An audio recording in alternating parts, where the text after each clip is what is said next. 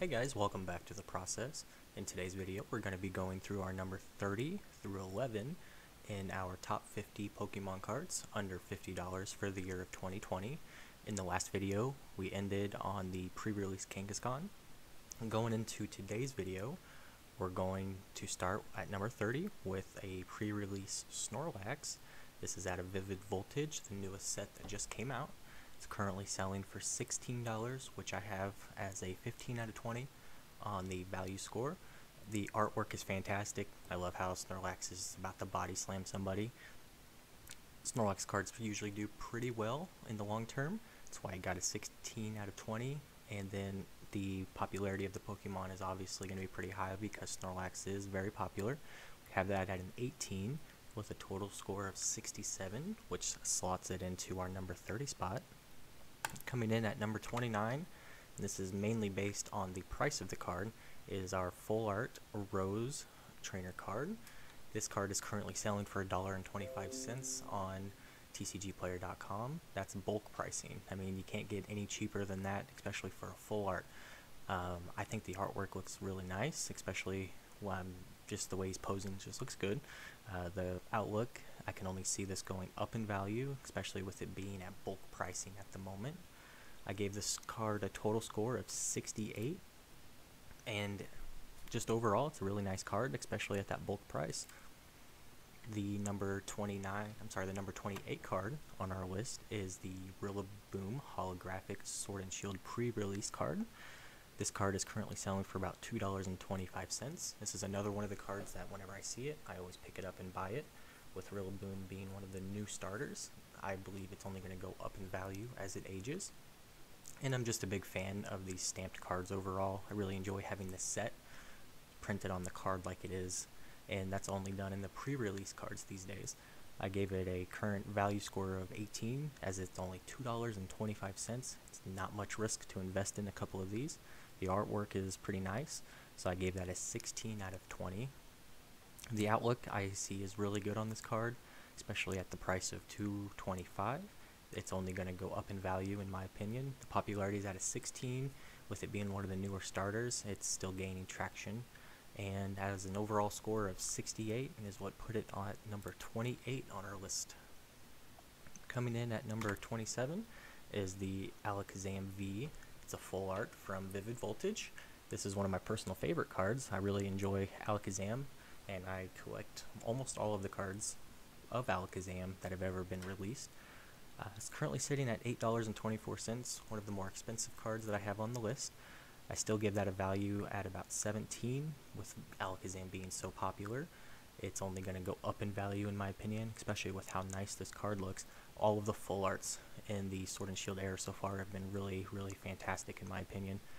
This came in with a score of 69 total out of 80, with the popularity and value really, holding that up.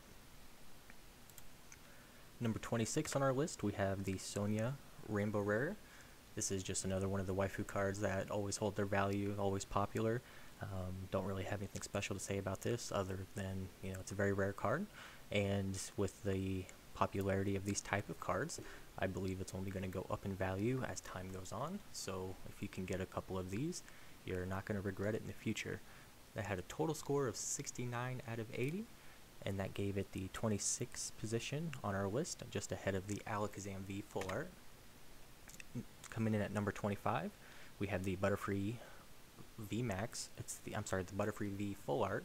It's out of Darkness Ablaze. It's currently selling for $2, and for a full art, that's about as cheap as you're gonna find a Pokemon card in the full art form. I gave it a 20 out of 20 on the value score. Butterfree is really a popular Pokemon. I really enjoy just about every Butterfree card that I can ever think of. The card outlook on this for $2 is, in my opinion, it's only going to go up. There's no reason why this would go any lower than the $2 mark, and that came in with a 69 total score in the number 25 position. Coming in at number 24 is the Snorlax Vmax card. This is currently sitting at about $25, another one of the more expensive cards I have on the list. But the artwork for this card just can't be ignored. I really enjoy the Snorlax Vmax artwork, and this is the one artwork that hasn't been put in a collection box or given away as a free ultra rare, so it makes the rarity of this one a little bit higher than say the ultra rare form of it, which is why it's on this list. Snorlax is very popular. I only see this going up in value, and coming in with a score of looks like 69. And our next card, at the number 23 position, is the Sonya Full Art card. Just like I said previously with the Rainbow Rare version, just an overall good value to purchase, below $20 in my opinion. It's currently sitting at $13.05 on TCG Player, and with a total score of 70, it's just a good overall investment. And if you have a couple of these, like I said before, you won't regret having them in the future. Coming in at number 22 is the Mew V Ultra Rare card from Darkness Ablaze. I mean, it's a Mew card. Mew cards always appreciate in value. I've never seen one go down in value. It's kind of low on the list in my opinion, especially for $2.88. There's no risk whatsoever, in my opinion, of buying as many of these Mew cards as you can. I have quite a few in my personal collection, and I don't regret buying a single one because I know, 5-10 years from now, if they're going to be worth more than $2.88. So, like I said, in my opinion, very nice looking card, and I have a lot of these, and if you have them, I would definitely hang on to them, because at the $2.88 mark that it's currently at, I just don't see a reason to sell when you can just hold these, and they're more than likely going to go up in the future. Coming in at number 21, one of the very few Charizards I have on the list, mostly because the Charizard cards are, hundreds, if not thousands of dollars usually. This is the Ultra Rare Charizard V from Darkness Ablaze. This came in with an overall score of 70. I really enjoy this card. I think the Pokemon cards where they're actually in action doing something always look a lot better than the other styles. And the card outlook, 20, card popularity 20, Charizard is the card that everyone wants to collect. It holds the highest value, and it's pretty low on the list, but for $7.62, can't really complain about the price tag on a Charizard card. It should go up in value, and I would be very surprised if it didn't. Coming in at number 20 is the Zamasunta Amazing Rare. This is from the new Vivid Voltage set. This is a new style of card that they introduced. You can see the A down here, and that stands for Amazing Rare. With the new card styles, sometimes they catch on, sometimes they don't. If you remember the break cards, those go for about 50 cents a piece. I don't think we're going to have that kind of a scenario with these because they just look so fantastic. I really enjoy the artwork on all the Amazing Rares, and for $7.81, that's about as low as I ever see these being, especially when the supply starts to dry up. These are going to go up in value because people are just going to want to collect them. They look fantastic. Very high scores overall. What drug this one down was the popularity of Zamasunta at a 14 out of 20, which gave it an overall score of 70 out of 80. Coming into our top 20, at number 19, we have the Jirachi Amazing Rare. Jirachi is a very popular Pokemon. Most Jirachi cards do appreciate. One of my favorites. It's always been very playable as well. This is a more playable Amazing Rare out of the group, and that's why it's currently sitting at $18.55, which kind of brought down the value score for my list. But the artwork score is fantastic, just like all the other Amazing Rares. The outlook is fantastic, and the popularity of Jirachi is why that outlook is so good, because I believe it's even going to go higher than this $18.55 value. And that came in with a score of 70. That tied it with the Zamasunta and Charizard and a few others down below. But I put this one higher, mostly because I prefer this card over those other ones.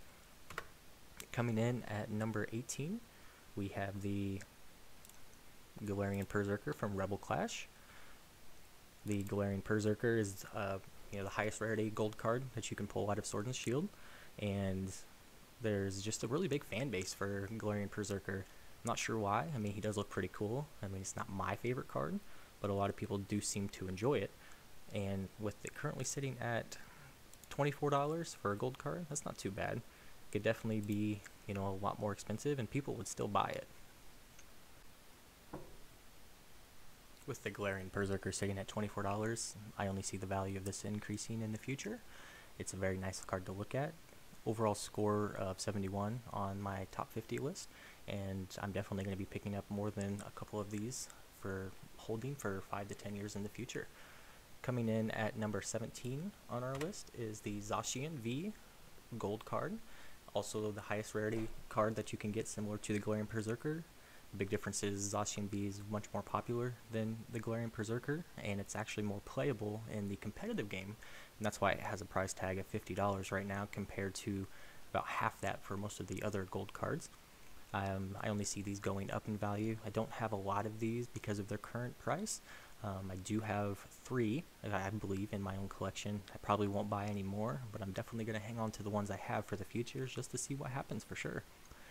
Coming in at number 16, and we have the Zamasunta V. It's also the secret gold card out of the base set of Sword and Shield, and this one's currently sitting at $32. It's a little bit less popular than the Zashian card, also not as playable in the competitive scene, and that's why you see the lower price tag. I think that the Zamasunta card actually looks a little bit better than the Zashian, so for the artwork and collectability. That's why I have it one position higher on my list, honestly, because it has the same score as the Zashian V overall at a 71. I scored it just a little bit higher based on the artwork. I enjoy the gold and the red combination. Coming in at 15 on our list, we have the Pokemon Center Lady Full Art card. This is another one of the waifu cards that are just really popular in the collectible scene, sitting at $14.89 right now, and just overall, it's a really nice looking card. You could play this card if you want, but most people collect it and don't put it in their decks or anything like that. I don't have any of this card currently in my set, but if I saw one, I would definitely pick it up at the $14.89 price, and I wouldn't regret it one bit. Coming in at number 14, we have the Zashian Amazing Rare out of Vivid Voltage. This card is currently sitting at $18.97. It's really inexpensive for a new type of card, such as the Amazing Rare.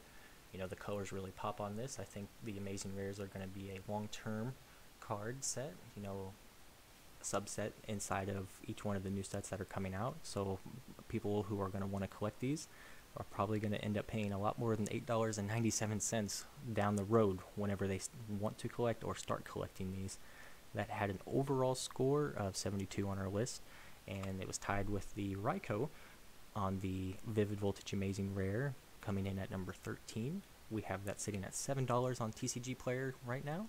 The main reason why this is higher than the Zashian, I believe Raikou is just a little bit more popular just based on the age and the amount of collectors that enjoy Raikou over Zashian at the moment, but that could definitely change in the future. I'm going to rehydrate really quick.